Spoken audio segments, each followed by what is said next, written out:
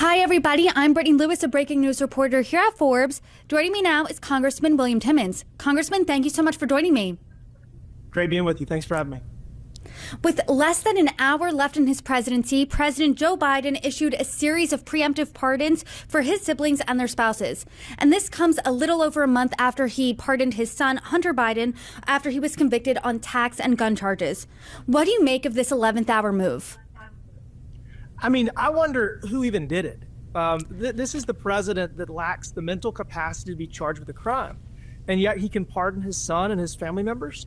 It really is just outrageous that that is what he's going to make of his legacy. And his legacy is going to be that he pardoned more people than any president in history, that he pardoned his family members, that he pardoned members of Congress that were engaged in political lawfare. I mean, it's really outrageous. But guess what?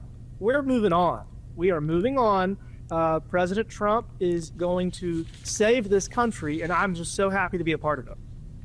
When you say you're moving on, does that mean that the investigations into the Biden family and their business dealings are over? Because you and I talked in 2023, if you can believe it, almost 2 years ago, about the House Oversight Committee's investigation into the Biden family. What does that investigation look like in light of these preemptive pardons?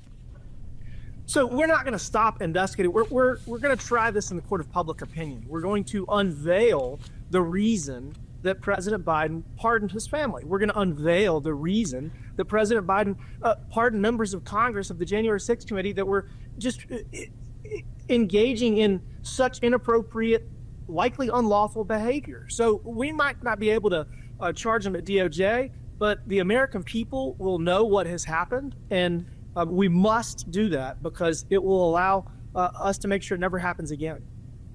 I want to read you what he said his justification for the preemptive pardons were, and I'd like to get your take. He said this, quote, "My family has been subjected to unrelenting attacks and threats motivated solely by a desire to hurt me, the worst kind of partisan politics. Unfortunately, I have no reason to believe these attacks will end." What are your thoughts on that statement?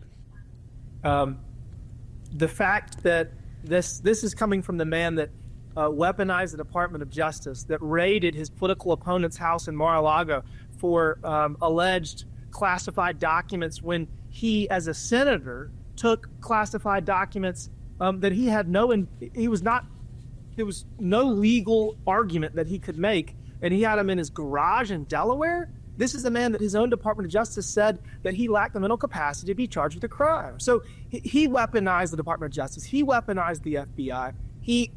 The Democrats weaponized the New York criminal and civil justice system, and the DA in Georgia. I mean, all these people have lost their mind. The Democrats did everything they could to hold on to power, but the American people saw through it. They saw through it. So yes, we're going to move on, but we're going to make sure this never happens again. What is your take on the idea of a preemptive pardon? Because this is what he also said. The issuance of these pardons should not be mistaken as an acknowledgement that they engaged in any wrongdoing, nor should acceptance be misconstrued as an admission of guilt for any offense. In your view, why give a preemptive pardon if the person has not yet been has not committed a crime, or if you're on the receiving end of a preemptive pardon, why take that if you're innocent? You don't have to be a lawyer or have experience as a legislator to just know that just doesn't make sense.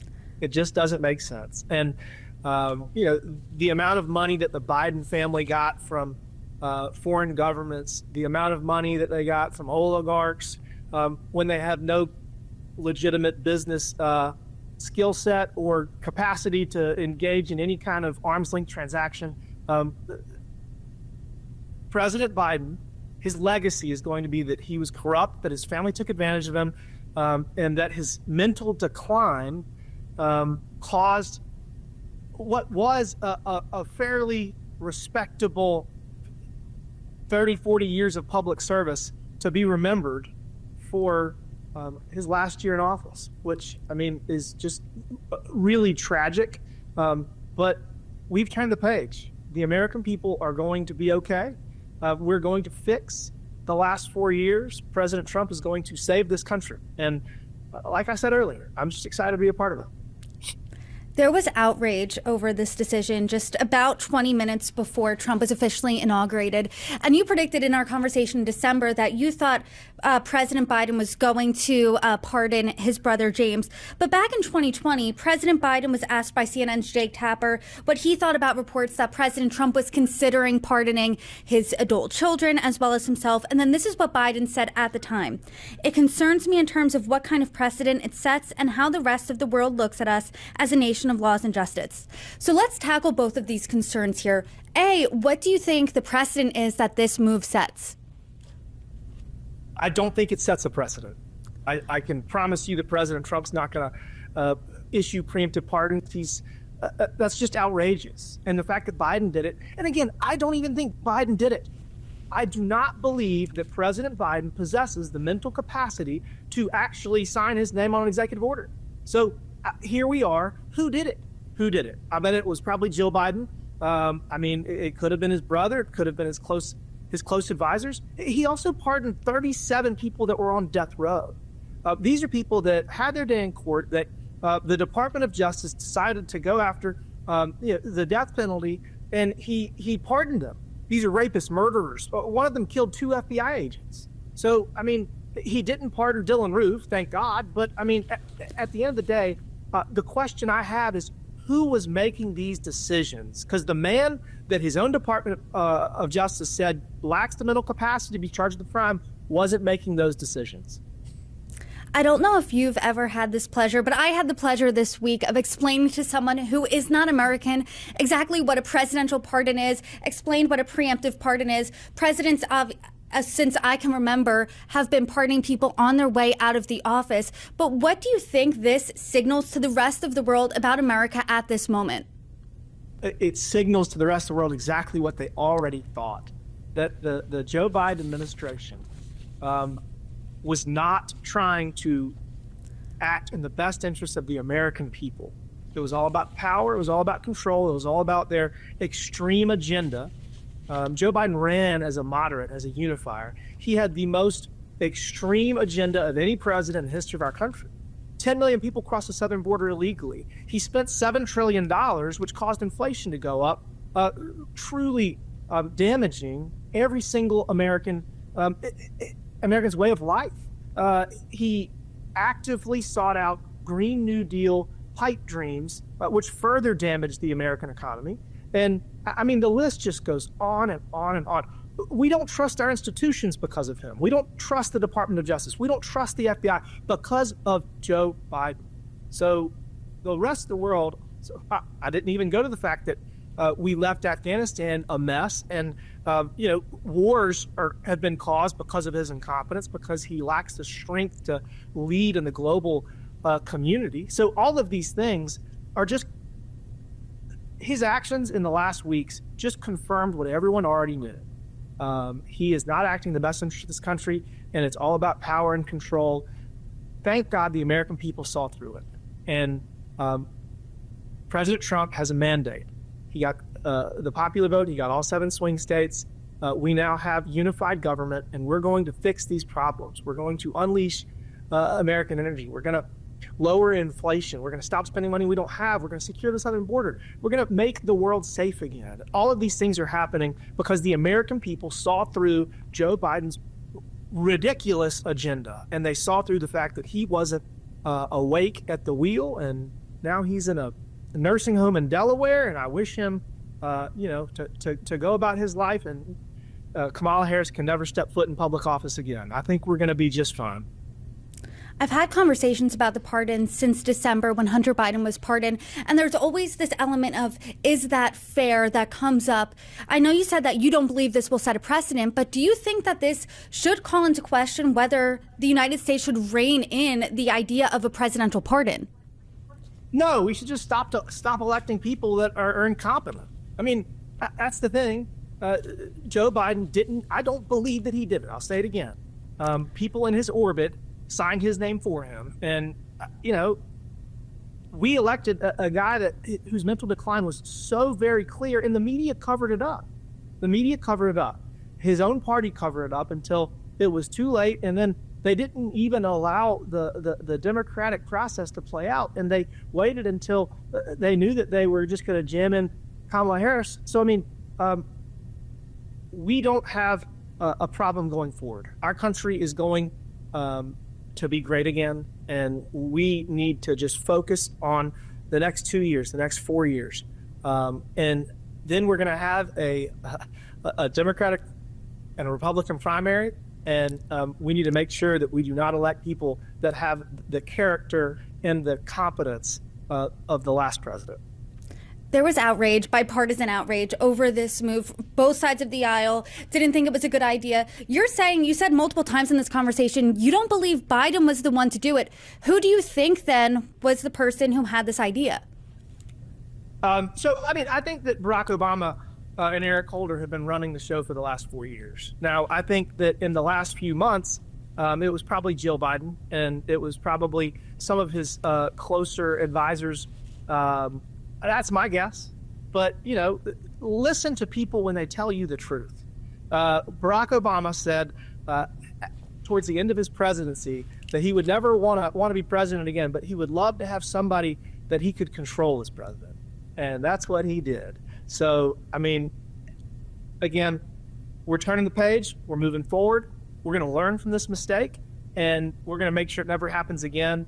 That's not going to involve the Justice Department. That's going to involve the House Oversight Committee, and we're going to get to the bottom of all of the reasons that these preemptive pardons were issued, and we're going to make sure the American people learn from it, and we're going to be about our way. And I couldn't be more excited for the next 2 and 4 years, because we are going to save the American dream for generations to come. 250-year anniversary coming up next year, and I'm confident that we're going to have another 250 because of this election. I know you want to turn the page. The House is now Republican, Senate Republican. President Donald Trump was sworn in earlier this week. You were at the inauguration. Take us inside the room. What was that like, A? And B, what's your reaction to the flurry of executive actions and orders that President Trump signed? Well, first, you can tell that I don't have a lot of hair. I was very happy that it was moved inside. It was 12 degrees outside on inauguration day. I thought I was going to lose fingers and toes and ears. Inside the rotunda was truly incredible. Honestly, I've been in that room hundreds of times. I never even conceived of the fact that we could have 600 people in that room. So it was packed, but it was electric, and everyone was excited. It's an honor to be there. Obviously, only 600 people at such a momentous moment in American history. It was very special. It was an honor to be there.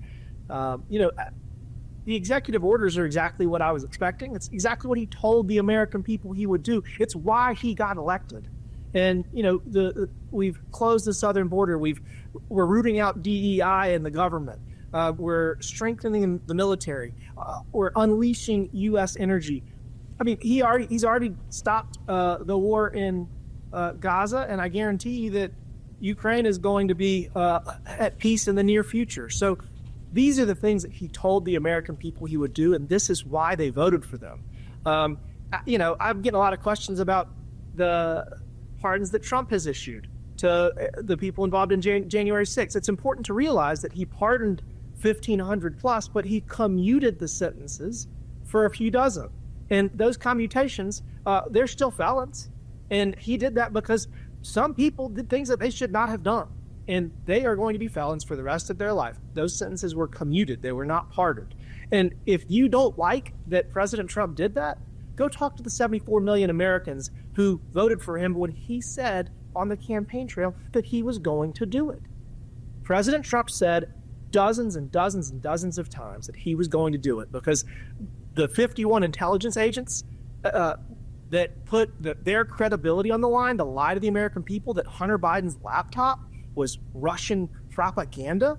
I mean, they lost their security clearances, as they should have. They lied to the American people. They tampered in the election. And then you look at all of the election law changes that the Democrats pushed all over this country to get an advantage. I mean, the people that stormed the Capitol on January 6th were mad because of what the Democrats did. They cheated and they changed the rules. Many of them have been in jail for 4 years. That is accountability. And President Trump has pardoned and commuted sentences.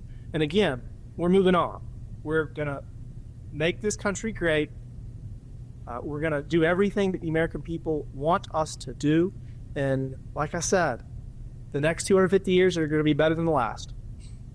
I know that you said that the J6 pardons and commutations, you say, hey, he campaigned on that. Critics have said that that seems like it's whitewashing history. What do you say to that? Buckle up, because we're going to get to the bottom of what the nonsense select committee for January 6th. There's a reason that everybody on that committee was pardoned. It's because they were not telling the truth. They were lying to the American people. Look, we all know that what happened on January 6th 4 years ago was bad. It was awful. A number of people assaulted law enforcement. That's unacceptable.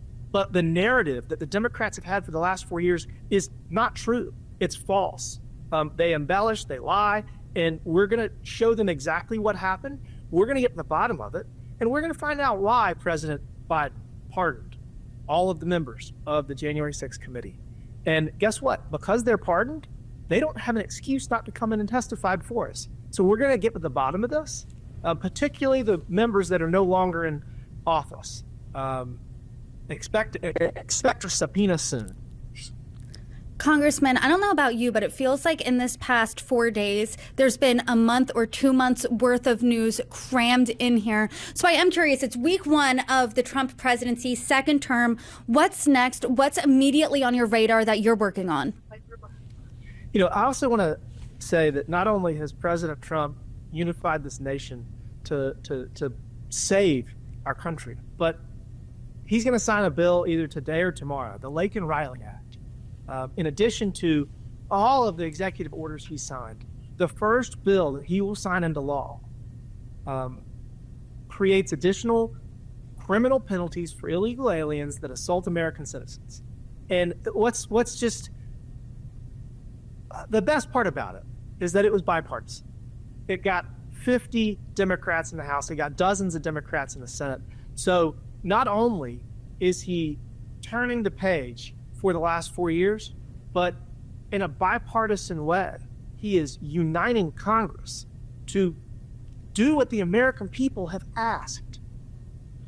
Do what the American people have asked. So, you know, the future is bright. I just couldn't be more excited. I like that you said that the best part of it was that it was bipartisan. Do you think that this is foreshadowing anything, shades of more bipartisan action to come? I do. I mean, you know, when I look at the next 2 years, next 4 years, I see 4 buckets of opportunities. Number one is executive orders, and they are sprinting to implement the policies that he told the American people he would. Next is regulations. So as all the people are confirmed in the Senate, they will then go to their government agencies, and their job is to continue the push in this new direction.